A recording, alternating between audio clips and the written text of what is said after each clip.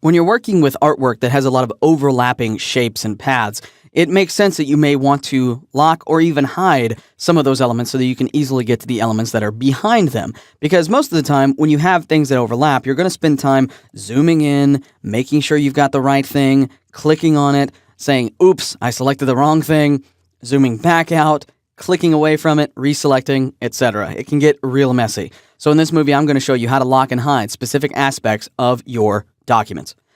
When I click on the donut here in the middle of the screen, you're going to notice that everything on screen is selected, and that's because this is, by default, a group of objects. Let's go to the Object menu and choose Ungroup.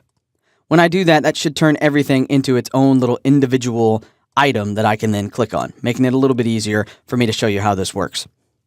Now, once I have that ungrouped, I can now go in and start to lock or unlock specific areas of the document. The easy way to do this is by going into your Layers panel over here on the far right side. And in the Layers panel, I'll drag this out so you can see it. You can drop this down and you can actually see every single piece of your artwork. So for instance, I can see this background element here, and you can target those by clicking these little dots over to the right-hand side. And we'll go through this extensively when we talk about the Layers panel later on. But once I have the correct object selected, let's say that I want to lock the icing stripes that you see here on the top of everything. It's the topmost item here in the menu. I'll just go to the Object menu, choose Lock Selection, and that's going to lock those down. So now I cannot inadvertently click on any of those. You see there, as I tried to click on them, I actually entered into a different mode for the icing that you see here, which is sort of confusing. If you find yourself in the mode like this, don't worry about it. Just hit the Escape key on your keyboard and it'll take you right back out. I'll explain a little bit more about what that mode of drawing is a little bit later on. Now, let's lock some other objects. Because basically, all I want is I want this background object. I want that to be the only thing I'm able to select and manipulate. But all of this stuff on top of it makes it really hard to do that. So another thing you can do is just simply hide artwork that you're not using.